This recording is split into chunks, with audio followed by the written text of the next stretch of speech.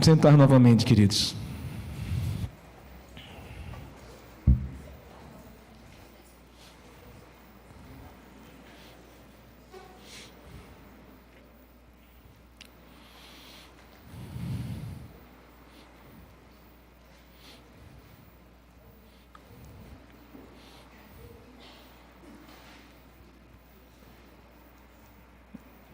A mensagem de hoje é a continuação da mensagem de semana passada, e essa mensagem mexeu muito com o meu coração, tanto a primeira como essa segunda. Eu não consegui falar tudo que eu queria semana passada, também não vou conseguir falar tudo que eu posso falar sobre esse assunto, não dá para esgotar tudo em 2 domingos, mas mexeu muito comigo. E uma das coisas que ela mexeu comigo eu estava caindo num grande erro de estudar a Bíblia, de ler a Bíblia para o meu ministério. Uma coisa que Deus pegou no meu pé, não, queridos. Não é para isso que você lê a Bíblia, não é para isso que você precisa ler a Bíblia. Você precisa ler para você. E aquilo estava sendo para mim apenas um ritual, um sacrifício ou um estudo complementar. Mas eu já li a Bíblia várias e várias vezes, muitas vezes eu já li a Bíblia. Não importa, né? Sempre Deus tem algo novo para falar. E por mais que a gente agora, né, comecei uma releitura bíblica para a minha vida, para os meus devocionais, né? Os meus devocionais antigamente eram assim, em cima daquilo que eu iria pregar, ou pensando em alguma pregação. Não, agora os meus devocionais são um tempo com Deus, e a minha leitura é Deus falando comigo. E tem mexido muito comigo, e essa palavra mexeu muito comigo. E tenho certeza que vai mexer um pouco com você também. Vai mexer e vai abalar a tua estrutura religiosa, principalmente. E é essa a minha intenção, essa acho que é a intenção de Deus, que mexa com você de alguma forma, que isso produza fruto, promova fruto na sua vida, e que esse fruto seja perceptível.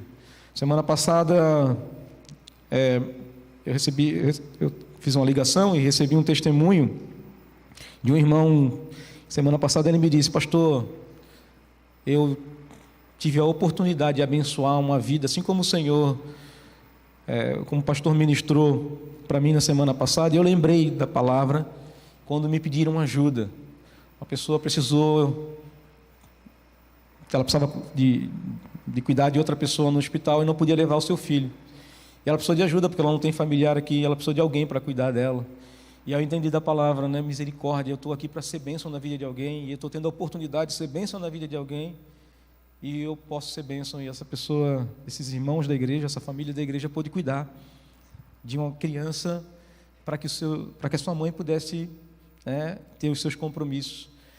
E eu tenho certeza que se a gente fosse perguntar, teve outros testemunhos grandes aqui do que Deus fez nessa semana. É só uma mudança de perspectiva, é só uma mudança da nossa ideia de ser cristão, da nossa ideia de ser discípulo de Jesus. É só mudar algumas coisas na nossa vida, e é isso que Jesus queria, impactar o coração dos discípulos. E com certeza essa passagem aqui, esse momento, impactou de maneira escandalosa o coração dos discípulos, e de maneira escandalosa positiva o coração dos discípulos, e de maneira escandalosa negativa o coração dos religiosos. E você pode sair daqui com 2 tipos de escândalo. Você pode se escandalizar com a atitude de Jesus e com o que eu vou falar de maneira negativa, pautado na tua religiosidade. Isso pode te afastar de Deus, pode talvez trazer frustrações para as tuas intenções religiosas, mas ela pode te escandalizar de maneira positiva e fazer com que você seja convencido a mudar de atitude. Que Deus promova o segundo sobre a sua vida nessa noite. Antes de a gente começar, eu queria orar para que Deus nos abençoasse. Pai, ilumina os nossos corações. É a Tua palavra, e que o Senhor mexa com as nossas estruturas nessa noite. Derrama graça sobre nós, ilumina-nos, dá-nos entendimento de todas as coisas que o Senhor quer sobre as nossas vidas. E em todo o tempo seja feita a Tua vontade sobre nós. Mas principalmente muda a nossa mentalidade, a nossa forma de ver as pessoas, de ver o nosso relacionamento contigo. Mexe com todos nós aqui, Senhor. Mexe com os nossos corações de maneira positiva. É isso que eu te peço, em nome de Jesus. Amém. Mateus, capítulo de número 9. Nós vamos ler do 9 ao 13. Nós vamos novamente falar sobre essa questão da misericórdia e os sacrifícios. O que a gente tem oferecido para Deus? O que a gente tem oferecido para as pessoas? O que a gente tem oferecido da nossa parte de discípulo de Jesus? Saindo, tem uma vírgula ali, Jesus viu um homem chamado Mateus. É o que escreve, é o que narra esse evangelho. Sentado na coletoria, ele era cobrador de impostos, publicano, trabalhava para os romanos, e disse-lhe: siga-me. Só isso. Siga-me. Mateus levantou-se e o seguiu. Só isso. O diálogo foi simplesmente isso. Estando Jesus em casa, onde é que Jesus estava? Jesus tinha casa, e não era a igreja, tá? Uma casa. Estando Jesus em casa, foram comer com ele, e com os seus discípulos, muitos publicanos e pecadores. Foram comer com ele e com os seus discípulos, muitos publicanos e pecadores. Existe uma diferenciação, publicanos e pecadores. Na verdade, para os religiosos judeus, os publicanos também eram pecadores. Mas aqui faz uma diferenciação, talvez Mateus faça essa diferenciação porque ele era um publicano. E talvez na sua humildade, ele escreveu isso dizendo: eu sou um pouco mais pecador do que os outros, porque eu era publicano. Além de ser pecador, eu trabalhava para os romanos, para os inimigos do povo judeu. Vendo isso, os fariseus perguntaram aos discípulos dele, aos discípulos de Jesus: por que o mestre de vocês come com publicanos e pecadores? Por que o mestre de vocês come com publicanos e pecadores? Olha, eles não têm coragem de falar com Jesus, já ia levar uma lambada, né? Se falasse com Jesus. E eles perguntam para os discípulos: por que o mestre de vocês come com publicanos e pecadores? Ouvindo isso, Jesus disse: não são os que têm saúde que precisam de médico, mas sim os doentes. Vão aprender o que significa isto: desejo misericórdia e não sacrifícios. Pois eu não vim chamar justos, mas pecadores. Eu não vim chamar justos, mas pecadores. Jesus, a primeira, na verdade, né? A outra é posterior, mas são duas passagens que Jesus cita esse versículo de Oséias, capítulo 6, verso do número 6. Desejo misericórdia, não sacrifícios. Ele diz aqui: vão aprender o que isso significa. Vocês sabem o que isso significa? Porque se vocês soubessem o que isso significa, a atitude de vocês seria diferente. Vocês olhariam para a situação e vocês não se escandalizariam. Vocês olhariam para a situação e viriam que é isso que Deus espera de vocês. É isso que Deus espera de vocês como homens de Deus, que vocês dizem ser, como profetas de Deus, como representantes de Deus nessa terra. É isso que Deus espera de vocês, que vocês sejam a porta de entrada para o reino de Deus. Que vocês apresentem Deus para as pessoas, que vocês não proíbam as pessoas de se aproximar de Deus, mas que vocês facilitem para que essas pessoas se arrependam, conheçam a Deus e façam com que os seus caminhos sejam retos. Se afastem da iniquidade. Iniquidade significa caminhos tortos, é a palavra caminhos tortos, iniquidade no original, e sejam aplainados esses caminhos, ou seja, eles conheçam o caminho reto. Esses publicanos e os pecadores, para os religiosos, eu já falei sobre isso, o Marconi também já falou sobre isso alguma vez, existia um muro de separação. Publicanos, pecadores, eram excluídos do culto ao Senhor. Eles tinham que ficar fora do muro, aquém do muro, né? E as mulheres também, infelizmente, as crianças também, os estrangeiros também. Só os homens que podiam passar do muro. Os homens que eles consideravam justos, conforme a religião da época.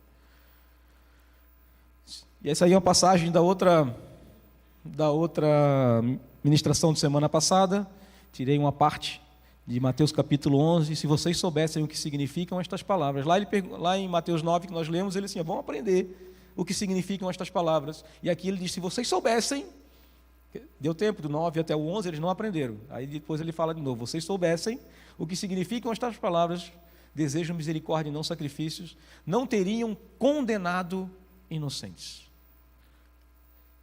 Eu vou fazer algumas perguntas para vocês. Primeira, quem é o mestre de vocês?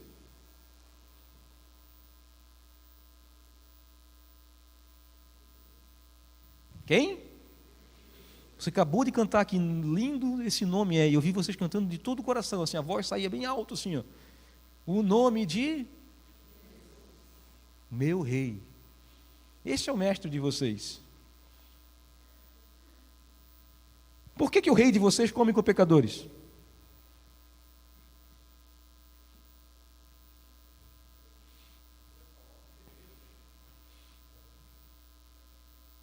O que seria hoje, né, comer com pecadores? Se Jesus viesse hoje, tivesse uma casa aqui em Itajaí, né, Jesus ia ser peixeiro. Aí tivesse uma casa aqui em Itajaí, né, lá perto aqui é a cidade da pesca também, né? Não é igual era lá a terra da Nazaré também, Nazaré, Cafarnaum, a Galileia, por causa do lago de Genezaré, tinha bastante pesca também. Jesus tivesse uma casa aqui nessa região e quem você imagina que ele receberia? Os pastores, né?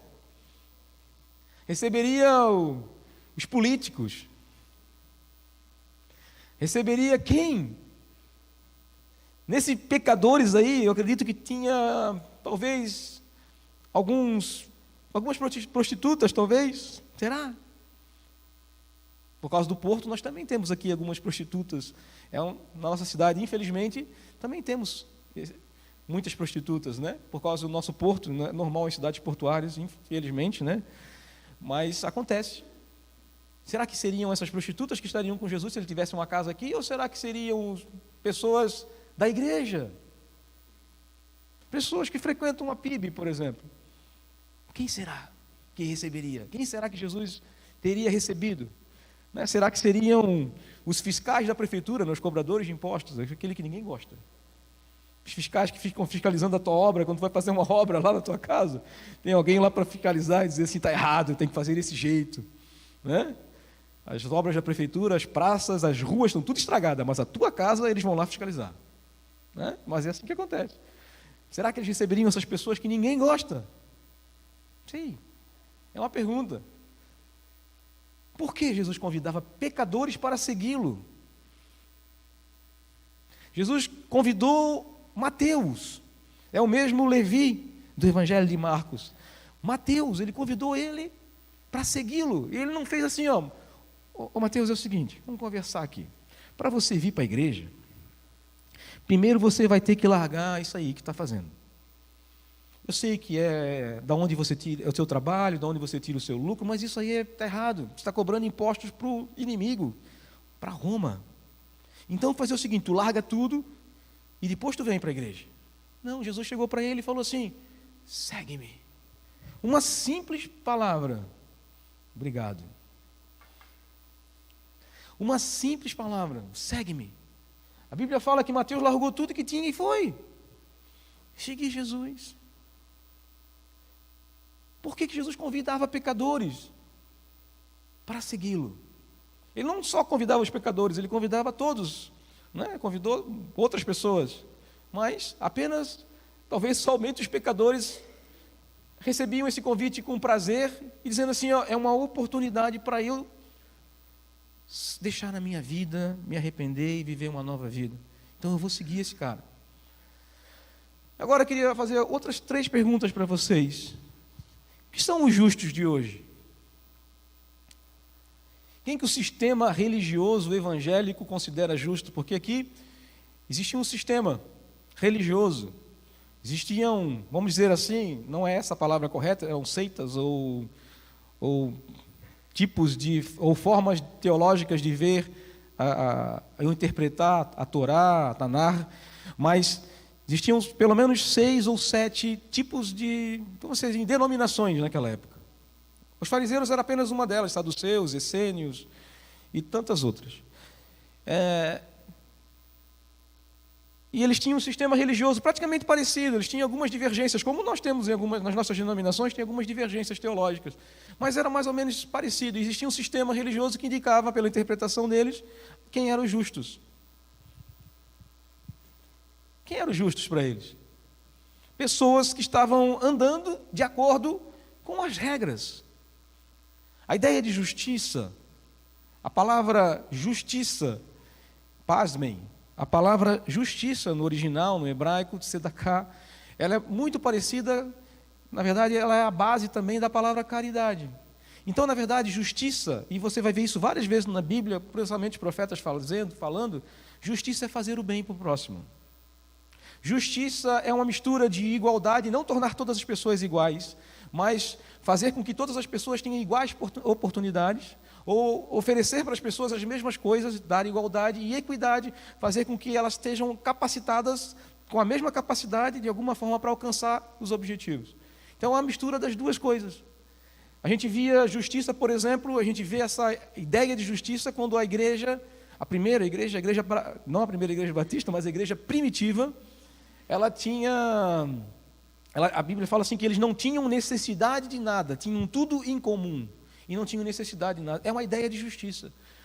Quando as pessoas ofereciam os seus dons e os seus talentos e tudo que tinham para abençoar aqueles que tinham menos. E assim todos tinham condições e capacitação, existia uma equidade e uma igualdade, essa é a ideia de justiça. E eles falavam muito sobre isso, mas na hora de dizer quem era justo ou não, eles diziam, opa, existe um certo tipo de pessoas que a gente não pode considerar justo e outro tipo de pessoas que são justas pela nossa interpretação, pela religião. E quem seriam os de hoje? Quem vem na igreja, pastor? Quem não se desvia? Quem não fica sem aparecer no domingo?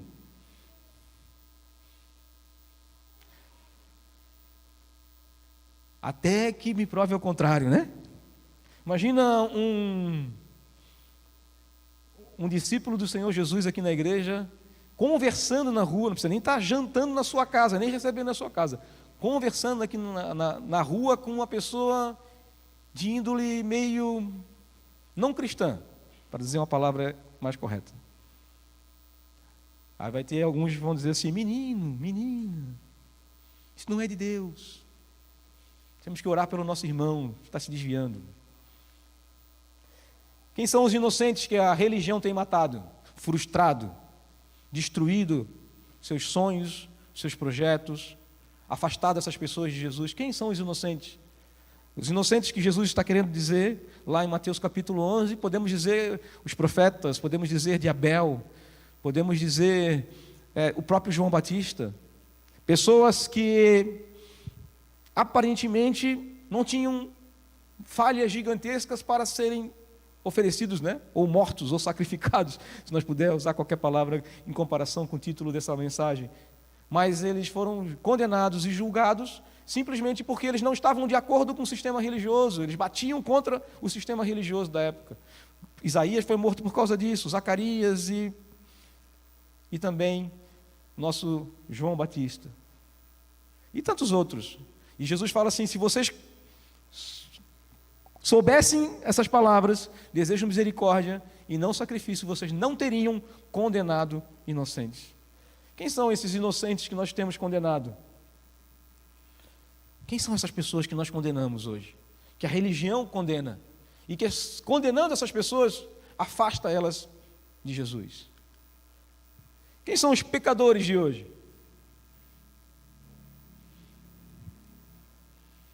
A gente pode listar, né? Aqueles que a igreja pega mais no pé. Alguns tipos de pessoas que a igreja pega mais no pé. Ao invés de pregar o evangelho, a igreja pega no pé de alguns tipos de pessoas. Condena alguns tipos de pessoas, ao invés de falar de Jesus para essas pessoas ou de ministrar o evangelho para essas pessoas. A gente não se esforça para fazer com que essas pessoas sejam reconciliadas com Deus, como é o nosso ministério, reconciliar pessoas com Jesus, com Deus. Mas a gente se esforça em afastar essas pessoas de Deus, condenando elas. Você já deve ter ouvido várias vezes dizer assim, numa evangelização, segundo o sistema religioso, um tipo de evangelização: se você continuar com essa tua vidinha aí, você vai para o inferno.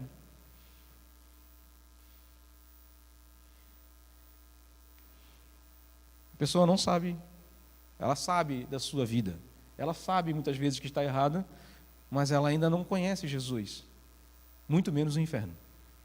Mas a gente quer alugar ela no inferno como se ela já não estivesse condenada. Jesus já falou que as pessoas estão condenadas, queridos, por causa dos seus pecados. Todos nós estávamos condenados pelo seu pecado, e foi a graça de Deus que nos justificou em Cristo Jesus. Então, são perguntinhas básicas para a gente refletir. Mas olha o que a Bíblia fala. Como está escrito, não há nenhum sequer. Tem algum justo aqui? Levanta a mão. O pessoal da manhã não cornetou para vocês aí, não foi um spoiler. Não há nenhum justo, nenhum sequer. Não há ninguém que entenda, ninguém que busque a Deus. Todos se desviaram, tornaram-se juntamente inúteis. Não há ninguém que faça o bem. Não há nenhum sequer. E continua em Romanos, um pouquinho mais para frente. Mas agora se manifestou uma justiça que provém de Deus, independente da lei. Olha, a gente pensa justiça, nós temos o costume, nós pensamos justiça com aqueles que praticam a lei. Aqueles que cumprem a lei. Esses estão justos. E aqueles que descumprem a lei estão injustos, são ímpios, são pecadores. Mas aí Paulo escreve isso. Se manifestou uma justiça que provém de Deus, independente da lei, da qual testemunham a lei e os profetas. Elas próprias falam sobre isso. Justiça de Deus mediante a fé em Jesus Cristo para todos os que creem. Não há distinção, pois todos pecaram e estão destituídos da glória de Deus, sendo justificados gratuitamente por sua graça, por meio da redenção que há em Cristo Jesus. Se todos pecaram, logo,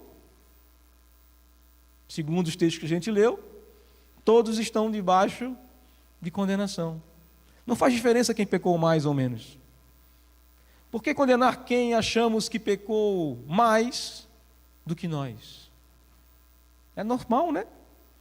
Se nós também somos pecadores, estamos debaixo de condenação, e se somos justificados, somos por causa da fé, da graça de Deus, da fé, mediante a fé em Cristo Jesus, por que nós temos o direito de condenar pessoas que antes nós andávamos com elas?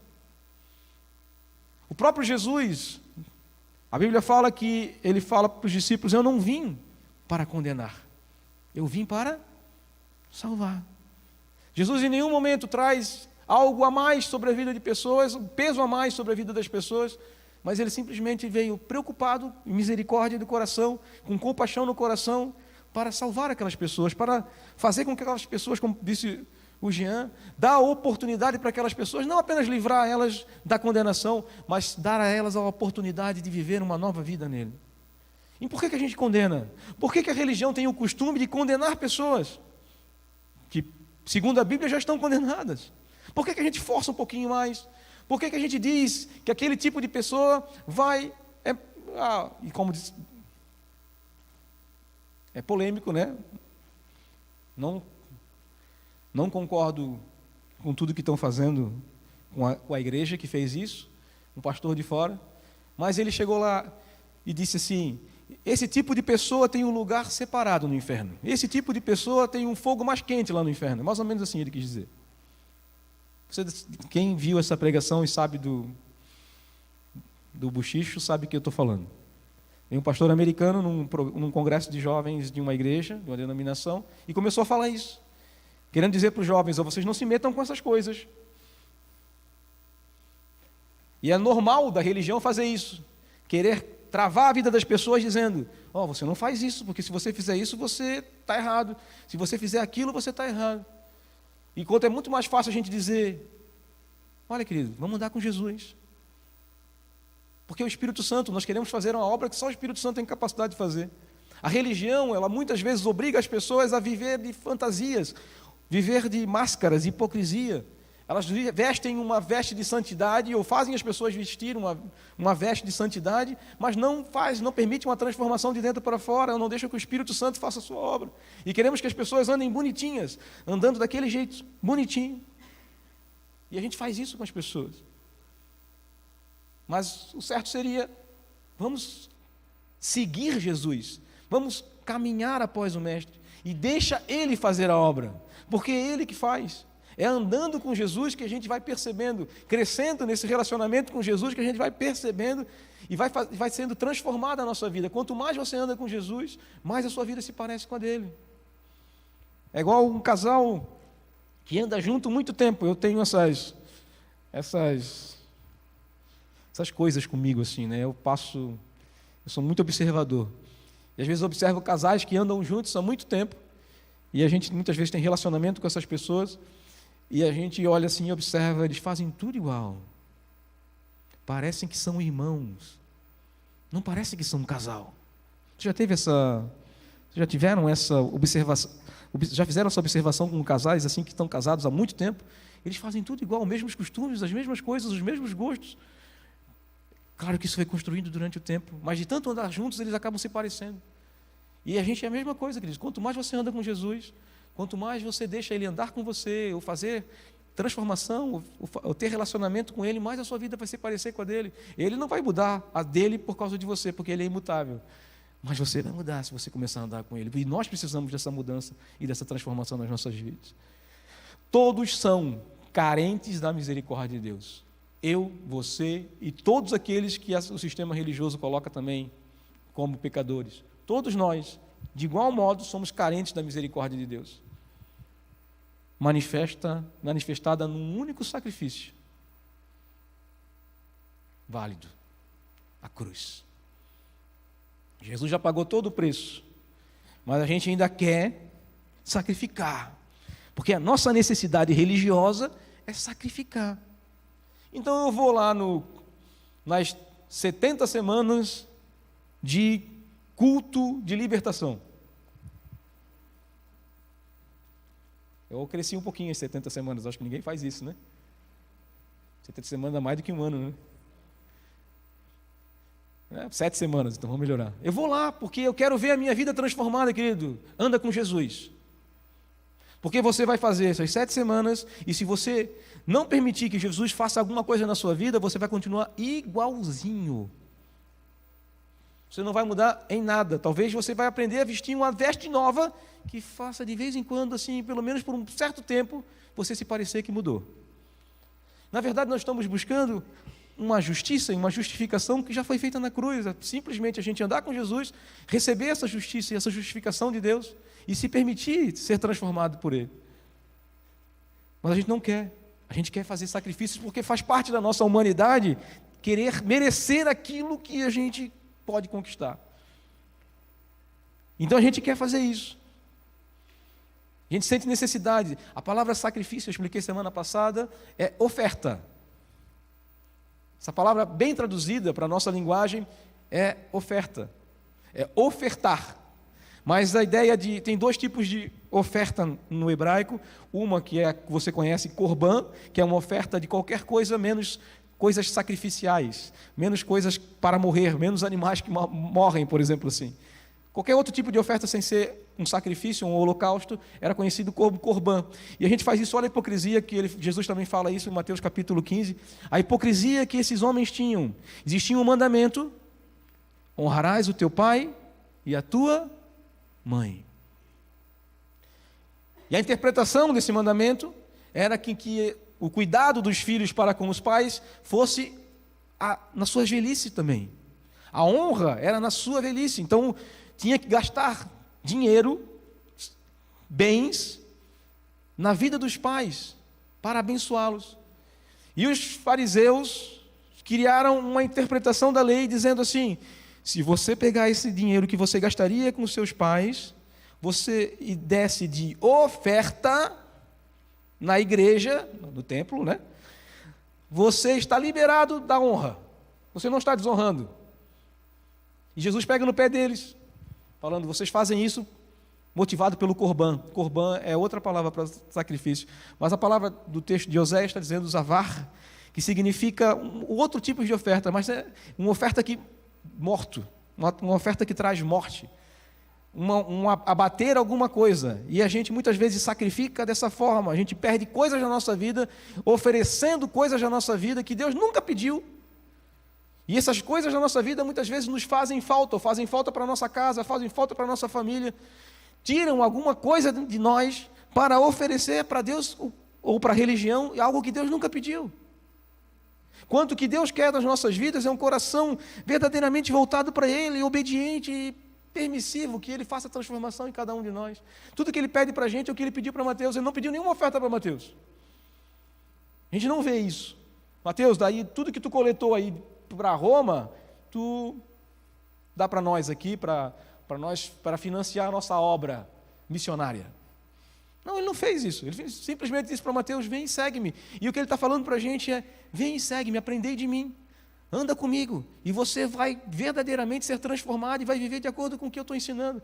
E aí imagina quando Mateus chegou para Jesus, e seguiu Jesus, deixou tudo que tinha, e a primeira coisa que ele teve, o primeiro lugar onde Jesus levou ele, foi para a casa dele. E ali Mateus olhou assim: aqui eu sou bem-vindo, porque eu não sou bem-vindo no templo, eu não sou bem-vindo na casa de Deus, mas eu sou bem-vindo na casa de Jesus. E aqui eu estou sentado à mesa. Dava um versículo, né? Eu falei de manhã brincando, mas dava um versículo, né? Não senteis à mesa com os... Não sentai na roda dos escarnecedores, Salmo 1:1, né? Não é? E aí fala de justo, e o Salmo 1 fala de justo e de ímpio, de justo e de pecador. E a gente não pode sentar na roda dos escarnecedores. É por isso que criaram as mesas quadradas e retangulares, para não dar esse problema religioso. Né? E Mateus entrou na casa de Jesus e sentou com ele. E não somente Mateus, mas ele olhou para o lado, tinha um monte de gente estranha, gente que a religião nunca aceitaria, gente que se entrasse aqui hoje, a gente ficaria escandalizado, alguns de nós, ou talvez todos nós. Mas Jesus recebeu essas pessoas. E sentar-se à mesa com essas pessoas na cultura judaica é ter comunhão com essas pessoas. Um judeu dificilmente, ainda hoje, vai te convidar para ir na casa dele comer. Porque ele convida para comer aqueles que são próximos, familiares, amigos muito íntimos. Ele não convida qualquer pessoa para comer com ele. Estranhos? Jamais. E Jesus convidou essas pessoas. Ele poderia ter convidado o sacerdote, o sumo sacerdote, Caifás, Anás. Ele podia ter convidado essas pessoas. Podia ter convidado Nicodemos e todos os outros fariseus. Ele podia ter convidado um monte de gente, mas ele convidou publicanos e pecadores. E aquilo causou um escândalo para os religiosos. E os religiosos assim, quem é o mestre de vocês aí? Olha só, esse mestre de vocês querendo causar distúrbio no coração dos discípulos, mas o coração dos discípulos também entendiam a mesma coisa. Não foi a religião que me aceitou, foi Jesus que me justificou. Foi Ele que me aceitou. Teve uma música que a gente cantou aqui, quando Ele olhou para mim, eu me senti perdoado. E os discípulos viam isso muito claramente em Jesus. E os fariseus queriam ainda insistir com os discípulos. Não, o mestre de vocês é esse maluco aí que come com pecadores, com publicanos. E Jesus é bem claro com eles. São os pecadores que precisam de mim. São os doentes que precisam de um médico. Não são os sãos. A gente leu que não existe ninguém um justo. Ninguém. Ninguém que agrada a Deus. Ninguém, nenhum justo. Mas na cabeça de Jesus não era uma afirmação dizendo que existiam sãos e existiam justos. Ele não quis essa afirmação. É um jogo de palavras, querendo dizer, não, eu vim para aqueles que precisam de mim. Aqueles que reconhecem que são doentes e reconhecem que são pecadores. E dessa turma fazem parte todos nós. Na verdade, todos os homens, inclusive eles. Jesus estava dando uma oportunidade para eles. Assim como vocês foram para João para ser batizados, porque vocês reconheceram que vocês precisavam ser batizados e purificados, assim também, hoje eu estou fazendo um convite para vocês: sigam-me. Eu estou aqui para curar vocês, eu estou aqui para libertar vocês, eu estou aqui para mostrar para vocês um verdadeiro caminho, um caminho plano e reto e de justiça. Se todos podem ser justos somente mediante Jesus, logo, por que continuar oferecendo sacrifícios desprezíveis? Por que a gente vai ficar fazendo isso? Por que você vai pegar no pé do seu irmão ou de alguém que por algum motivo se afastou da igreja? E você vai dizer para ele assim: o cara se desviou. A gente leu no texto lá, se desviaram, e a gente bota o nome dessas pessoas que se afastam da igreja, como se isso aqui fosse verdadeiramente a igreja. A gente tem que entender outro princípio de igreja, né? Viver juntos, reunidos, mas verdadeiramente viver em comunhão, realmente se doar uns para os outros. Isso é realmente igreja. E a gente olha para as pessoas e a gente pensa que vir para cá é simplesmente para oferecer algo, porque se eu não vier para cá, a minha semana não vai ser a mesma. Não venha com esse pensamento, queridos. Venha para servir, venha para louvar, venha para fazer parte, venha para se doar para o outro, para o próximo. É com esse entendimento que a gente tem que vir, porque é esse entendimento que Jesus nos deu como igreja.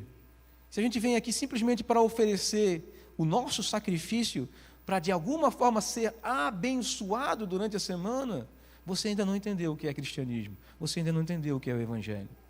Não é mais fácil aceitar o convite e seguir Jesus do que oferecer sacrifícios? É muito mais fácil. Na verdade, não é, né? Porque precisa ser renunciado a algumas coisas na nossa vida. E a gente precisa seguir Jesus, andar com Ele, Ele vai corrigir os nossos caminhos. Ele não faz isso de antemão para nós termos mérito para poder andar com Ele. Mas a partir do momento que a gente anda com Ele, Ele já vai transformando o nosso caminhar, os nossos passos, e a gente vai tendo um novo entendimento do que é verdadeiramente ser um discípulo de Jesus. A vida começa a ser transformada a partir do momento que a gente anda com Ele. E nesse processo de transformação, nós mesmos somos orientados pelo Espírito Santo a renunciar a algumas coisas. Esse é o caminho correto. A gente quer mudar a vida das pessoas para fazê-las discípulos de Jesus, mas é o discipulado, o andar com Jesus, que faz com que a vida dessas pessoas sejam transformadas. A gente tem um velho costume de dizer assim, né? A gente olha para uma pessoa, convive com uma pessoa, e a gente diz assim: essa pessoa, ela já é cristã e não sabe, só precisa se converter. Você já deve ter falado essa frase, ou você já deve ter ouvido essa frase. Pessoas que não são cristãs, mas elas têm um bom caráter, vamos dizer assim. É porque a tua mente está baseada no sistema religioso que torna as pessoas justas. A tua mente não está baseada naquilo que nós temos necessidade em Jesus. Na verdade, todos nós pecamos. Ela pode aparentar ter todas as atitudes belas e bonitas de um bom caráter, mas se ela não entregar a sua vida para Jesus e não aprender e não depender de Jesus, infelizmente, queridos. E a gente muitas vezes chega para uma pessoa e a gente se escandaliza quando uma pessoa que a gente vê que fez tudo errado na vida,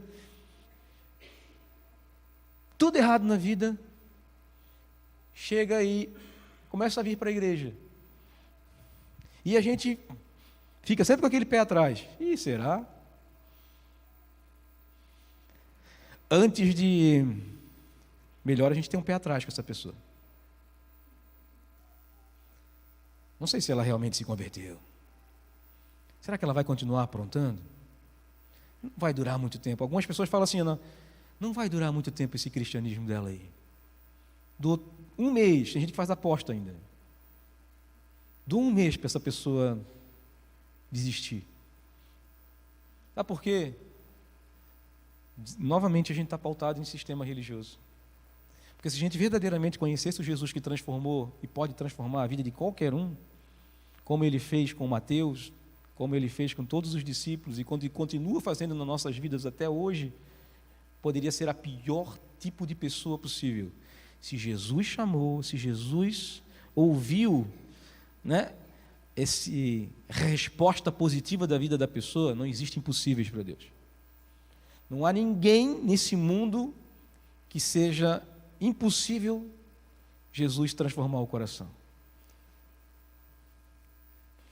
Mas a gente, baseado no nosso sistema de ver as coisas religiosamente, a gente diz assim, não, essa aí nunca vai se converter. Você já pregou o evangelho para ela? Você já falou de Jesus? Não digo nem falar de Jesus. Você já viveu Jesus do lado dela? É diferente. Viveu o que você prega do lado dela? Por que condenar quem já está condenado? Como diz o texto, todos estão mortos nos seus pecados. Não seria mais misericordioso apontar para Jesus? Por que continuar condenando e se afastando de pessoas simplesmente porque elas aparentemente andam em desacordo com aquilo que você crê? Quando o que o nosso chamado é, vai lá e reconcilia essa pessoa com Deus. Apresenta Jesus para ela. Vocês lembram, se você, nas entrelinhas a gente não tem essa narrativa toda, mas vocês lembram quem que apresentou Jesus para Pedro? Não, Pedro para Jesus, ao contrário. Quem apresentou Pedro para Jesus? Quem foi? O seu irmão André. Ele diz assim, Pedro, tem alguém para te mostrar aí, cara. Aqueles que nós estávamos esperando. Ele chegou e Pedro, será? Vem ver, ele falou, vem ver. Pedro conheceu Jesus a partir do testemunho de seu irmão André. Você imagina se existe alguma pessoa próxima de você que é tão difícil quanto Pedro. E simplesmente você pode fazer o mesmo papel de André, dizer assim, vem ver, vamos conhecer, eu tenho uma pessoa para te apresentar, fazer a diferença na sua vida. E deixa o resto, o Espírito Santo fazer, porque não é a nossa parte fazer convencimento, transformação, mudança. A religião tenta, mas não é a parte dela, e não vai conseguir fazer. Esse versículo é o verdadeiro sacrifício que nós devemos oferecer. Se alguém quiser acompanhar-me, negue-se a si mesmo, tome diariamente a sua cruz e siga-me. Caminhar com Jesus é um caminhar diário, de renúncias diárias, mas é a melhor coisa que você pode fazer na sua vida. Aprender de Jesus, basta você ter um coração aberto e ensinável. Ande com Ele, deixa que Ele faz o resto. Cada passo que você dá com Ele é um ensinamento novo, e a sua vida vai sendo transformada. E as coisas que Deus vai fazer na sua vida, ou na vida de pessoas que também estão andando com Jesus, nunca mais se tornarão escândalo. E se forem escandalosas, serão escandalosas de maneira positiva. Por que não foi escandaloso para os discípulos, quando os fariseus chegaram para eles e disseram, olha o mestre de vocês, está comendo com essa gentalha. Por que não foi escandaloso para eles? Porque eles também eram gentalhas. E eles entenderam isso. Um dia, eles também se sentiram reprovados pela religião.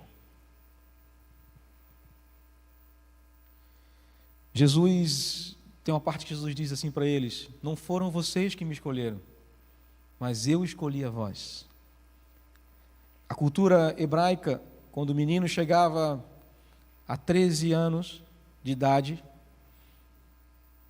ele tinha o direito, se ele fosse bem instruído, se ele fosse um bom aluno, é essa palavra correta, um bom aluno, se ele fosse um CDF, como a gente fala na nossa linguagem, ele tinha o direito de escolher um discipulador para andar com esse discipulador. Uma escola, tinha 2 escolas rabínicas, ele poderia escolher um rabino para ele andar com essa pessoa. Esses meninos, eu acredito que esses 12 discípulos de Jesus eram todos meninos, a não ser Pedro, que era um pouco mais velho, eram todos meninos. Eles tinham acabado de ser rejeitados, eles não eram bons alunos. Eles não tiveram a oportunidade de escolher alguém ou participar de alguma escola rabínica, mas eles foram aprender o ofício dos seus pais. A maioria deles era pescadores. Mas Jesus chega para eles e começa a conversar com eles dizendo assim, segue-me.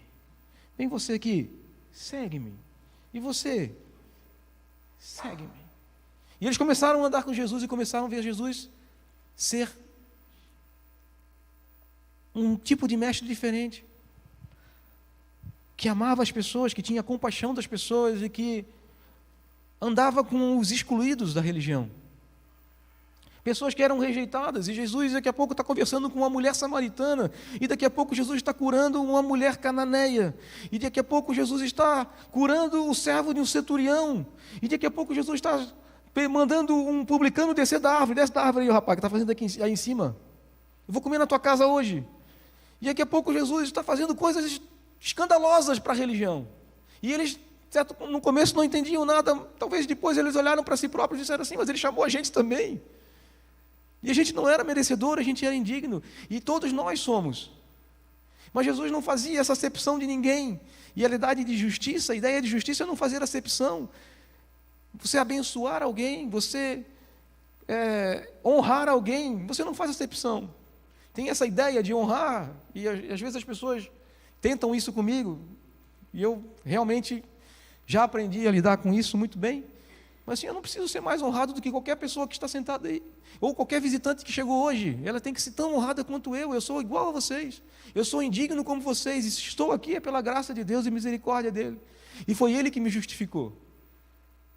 Então não mereço mais do que ninguém, queridos, simplesmente por posição, e a gente trata pessoas por posição, a gente trata pessoas porque a gente considera algumas pessoas diferentes da outra, e a gente faz acepção. Isso é injustiça na cabeça de Deus. Quanto que justiça na cabeça de Deus é você tratar as pessoas iguais. Muito melhor do que isso, você tratar todas as pessoas da forma que você gostaria de ser tratada por elas. Isso tem que fazer a diferença na nossa vida. Isso é misericórdia, isso é compaixão, isso é justiça, isso é agir de acordo com o que o reino de Deus te ensinou, de acordo com o que Jesus te ensinou. E é isso que Jesus fazia. Quando Jesus servia, abençoava, cuidava, curava, Ele estava fazendo bem. E a justiça de Deus ensina-nos a fazer o bem. Isso é ter misericórdia, a fazer o bem em todo o tempo. Nós podemos escolher fazer o mal para as pessoas, ou escolher fazer o bem, mas nós temos que escolher fazer o bem, porque nós somos discípulos de Jesus, se é que nós somos discípulos de Jesus. É isso que Ele nos ensina. Todo discípulo, se bem instruído, será semelhante ao seu mestre. E eu pergunto de novo, quem é o mestre de vocês? Você tem agido em semelhança ao seu mestre? Não estou dizendo para você agora ir para casa, pegar um monte de gente na rua e levar para sua casa para jantar, não é isso que eu estou dizendo. Mas se sentir no coração, faça com prudência, desde que você vai fazer com um propósito correto, e não simplesmente para parecer ou para se tornar melhor do que ninguém. Mas eu estou dizendo que Jesus fazia isso, e Ele apresentou isso para os discípulos, e os discípulos viram Jesus na sua casa, e os seus discípulos estavam comendo junto com publicanos e pecadores, estavam sentados à mesma mesa, comendo da mesma comida. Ou seja, estava tratando as pessoas bem, sem fazer acepção. Com certeza, aqueles religiosos que apareceram ali, apareceram de, como é que a gente chama mesmo? De, sem ser convidado? Penetras.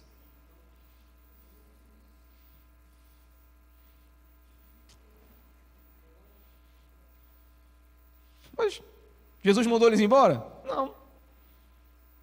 Tu quer ficar? Fica. Quer comer? Come. Mas não aprenderam e não viram o que o mestre pode fazer. Esse é o mestre de vocês. Causa escândalo? Causa muito escândalo. Porque mexe com as nossas estruturas, mexe com as nossas vidas. Nós somos assim, igualzinho a esses fariseus religiosos malucos aí. Nós tratamos as pessoas, se elas têm mais dinheiro do que as outras, nós tratamos ela diferente daquelas outras. E de vários outros tipos de coisas que a gente faz com acepção. Infelizmente a gente faz isso. Jesus ensina um evangelho diferente, ele diz assim: amar aqueles que vos amam é fácil. Agora eu quero ver amar aqueles que vos perseguem. E quem é que Jesus amou? Pai, perdoa-lhes, porque eles não sabem o que fazem. Deus prova o seu amor para conosco em que Cristo Jesus morreu por nós, sendo nós ainda pecadores. Eu vou dizer uma coisa para você. Sim, você é justo. Eu perguntei isso no início, ninguém levantou a mão. De manhã foi a mesma coisa. Aí teve um irmão que me procurou. Eu quase levantei a mão, pastor. Ele devia ter levantado. Se você entende o Evangelho, você é justo. Mas você não é justo pelos seus méritos próprios. E não é justo porque você cumpre ou descumpre a lei. Não é justo porque você é melhorzinho do que alguém. E não é justo por nada que você faz ou deixa de fazer. Você é justo porque você foi justificado por aquele que é justo. Você é justo por causa da justiça de Jesus e não por causa de você e da sua própria justiça. Sim, você é justo, mas essa justiça tem um propósito. Para que você ande de acordo com o que Ele te ensinou. Se você é justo, seja justo com as pessoas. A justiça não termina em si próprio. Sim, Jesus era justo. O justo pelos injustos, a Bíblia fala assim, Ele morreu, o justo pelos injustos. Sim, Jesus é justo, mas Ele não guardou para si a justiça, porque a justiça é entregar algo para alguém. A ideia bíblica de justiça é fazer algo por alguém. E quando Jesus nos faz justos, Ele também diz para nós, façamos o bem, façamos boas obras, façamos aquilo que nós fomos ensinados por Ele. Se somos discípulos de Jesus, nós devemos andar de acordo com a justiça dEle e fazer o bem para as pessoas. E isso vai fazer a diferença no nosso discipulado. E o convite continua o mesmo, queridos. Simples. Vem e segue-me. Vem e segue-me. Vem e segue-me. Quando você for praticar justiça com alguém, não seja hipócrita e peça para a pessoa oferecer sacrifícios para ser aceito por Deus. Mas haja com misericórdia e apresente o mesmo Deus que fez diferença na sua vida. Eu quero te apresentar alguém que fez diferença na minha vida. A minha vida estava destruída, mas essa pessoa fez uma revolução na minha vida. E hoje, se eu estou melhor, é porque eu tenho caminhado com essa pessoa. Faz toda a diferença fazer isso, queridos. Não quero dizer para a pessoa sacrificar. Vai lá na igreja e faz um monte de coisa. Quem sabe Deus te perdoe. Vamos lá e fazer não sei quantas, uma campanha de oração, campanha de não sei o que. Não, queridos. Jesus nunca mandou ninguém fazer isso. Ele só falou, vem e segue-me. Aprendei de mim, que sou manso e humilde de coração, e encontrareis descanso para as vossas almas. Vamos colocar de pé.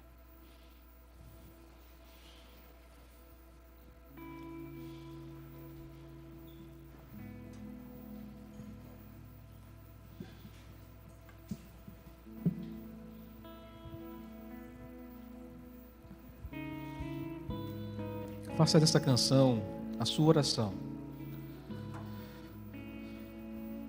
Faça um clamor a Deus com essa canção e diga assim, eu quero realmente ser transformado.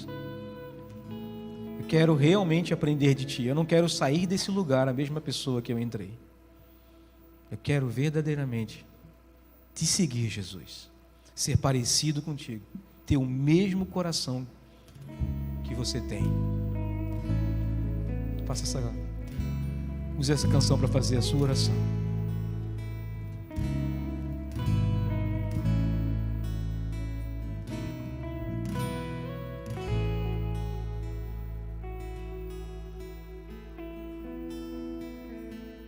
Se tu olhares, Senhor, para dentro de mim,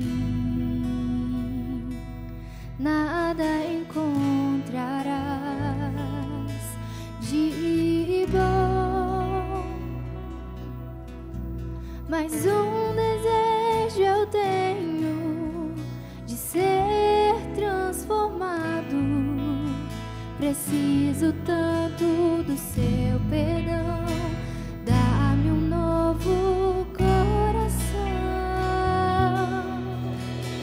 Dá-me um coração igual ao teu, meu mestre. Dá-me um coração igual ao teu, coração disposto a obedecer, cumprir todo o teu querer. Dá-me um coração igual ao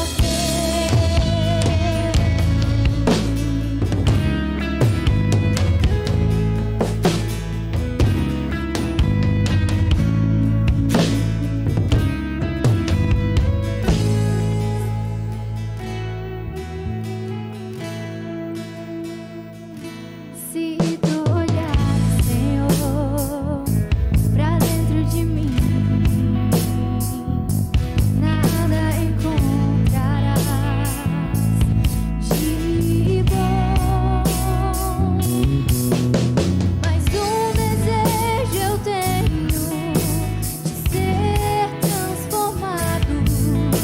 Preciso tanto do seu perdão. Dá-me um novo coração. Dá-me um coração igual ao teu, meu mestre. Dá-me um coração igual ao teu, coração disposto a obedecer, cumprir todo o teu querer. Dá-me um coração igual ao teu. Ensina-me a amar o meu irmão, a olhar com teus olhos, perdoar com teu perdão. Enche-me com teu espírito, endireita os meus caminhos. Oh Deus, dá-me um novo coração. Enche-me com teu espírito, endireita os meus caminhos. Oh Deus, dá-me um novo coração. Dá-me um coração igual ao teu, meu mestre. Dá-me um coração igual ao teu, coração disposto a obedecer, cumprir todo o teu querer. Dá-me um coração igual ao teu. Dá-me um coração igual ao teu. Dá-me um coração igual ao teu.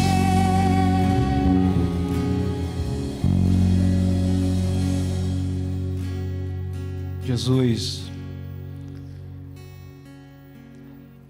nós queremos ter um coração igual ao teu. Nós queremos aprender de ti, aprender a amar como o Senhor nos amou, porque foi o mandamento que o Senhor nos deixou: amar uns aos outros da mesma forma que o Senhor nos amou. E nós queremos fazer isso, Senhor, sem hipocrisia, sem querer se aparecer, mas simplesmente porque o Senhor nos ensinou a ser assim. E nós queremos ter essa vida transformada, essa nova vida que o Senhor nos deu. Não vale a pena viver uma vida dupla. Nós não queremos ter essa religiosidade barata de ter uma vida aparente na igreja e sermos totalmente diferentes lá fora, lá em casa, na nossa casa, ou nas ruas, no nosso trabalho. Nós queremos ser teus discípulos e viver essa nova vida em todos os lugares, Não teremos que fazer diferenciação, porque tudo vem de Ti, tudo é para Ti. Então tudo que nós fazemos, nós queremos fazer para a Tua glória, para fazer o Senhor se tornar conhecido. E também por ser um ato de misericórdia, fazer as pessoas olharem e lerem a Ti em nós. Nós somos a luz desse mundo. Nós não queremos nos esconder em quatro paredes. Nós queremos brilhar onde as pessoas precisam Te ver. Onde as pessoas andam como ovelhas que não têm pastor.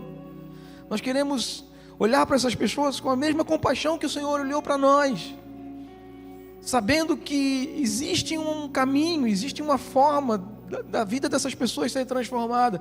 E não queremos guardar essa verdade para nós, mas nós queremos cantar para o mundo inteiro, dizer para o mundo inteiro o que Jesus fez por nós, o que Jesus está fazendo por nós.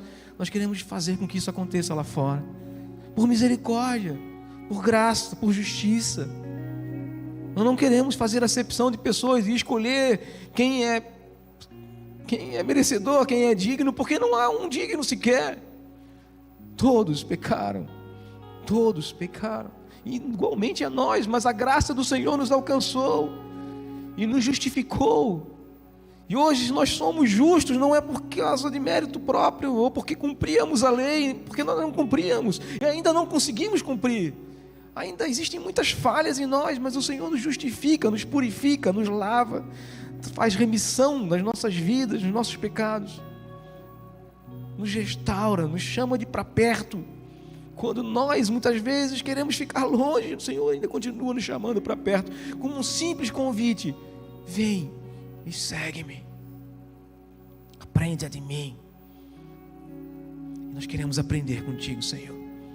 Nós queremos verdadeiramente ter esse coração novo. Queremos que esse coração de pedra saia de nós. Queremos que nasça em nós um coração de carne, um coração verdadeiramente disposto a agir com compaixão, com misericórdia e com amor para a vida do nosso próximo. Abençoa as nossas vidas, Senhor. Transforma-nos verdadeiramente. É isso que nós te pedimos, em nome de Jesus.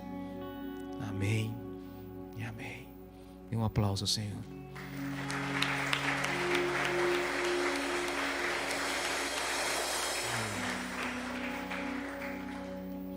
Glória a Deus. Amém. Nós temos agora uma cantina aqui. Momento de comunhão. Sentar-se à mesa. As mesas são retangulares, fiquem tranquilos ali, tá?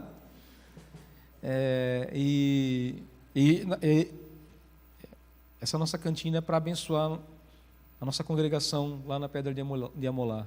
É para gerar recurso para eles serem abençoados, né? Temos uma congregação lá, para quem não conhece ainda, quem quiser conhecer, lá em Ilhota, do bairro Pedra de Amolar. É assim que é conhecido lá o bairro.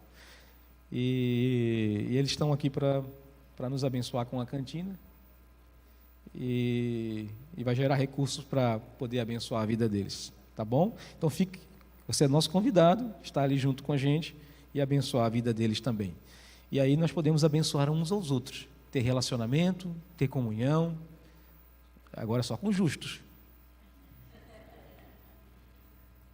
Mas se tiver alguém lá fora que quiser comer, a gente convida e traz para junto de nós. Mas nós somos justos não por causa da nossa justiça própria, mas por causa de Jesus, tá bom? Assim como eu falei semana passada, e fica o mesmo apelo para vocês essa semana. Procure essa semana ser mais misericordioso, ter compaixão. Eu tenho certeza absoluta que Jesus vai te dar muitas oportunidades de abençoar pessoas. Essa semana você vai ter essa oportunidade de ser bênção na vida de alguém, novamente. Não perca a oportunidade. O abençoado será você também. Porque você vai ter a oportunidade de fazer o que Jesus faria. Então faça isso também, tá bem, queridos? Vá em paz, que Deus te abençoe, que Deus derrame graça sobre a sua vida, sobre a sua casa, sobre a sua família, que o Senhor te encha de paz e que o Senhor faça com que você cresça nessa semana nele E que o Senhor te abençoe com uma grande oportunidade de ser bênção na vida de pessoas. Então, que Deus te abençoe grandemente e que Deus te use poderosamente nesta semana. É essa a minha oração, em nome de Jesus. Amém e amém. Não vá embora antes de dar um abraço bem forte na vida do teu irmão e de convidá-lo lá para nós termos um momento de comunhão na cantina.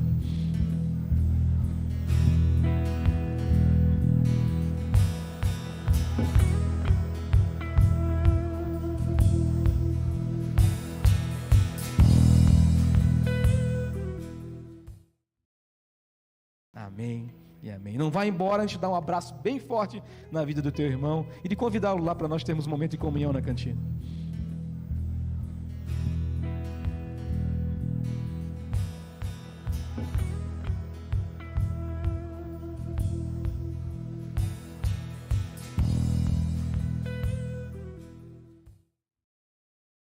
Amém e amém. Não vá embora antes de dar um abraço bem forte na vida do teu irmão e de convidá-lo lá para nós termos um momento de comunhão na cantina.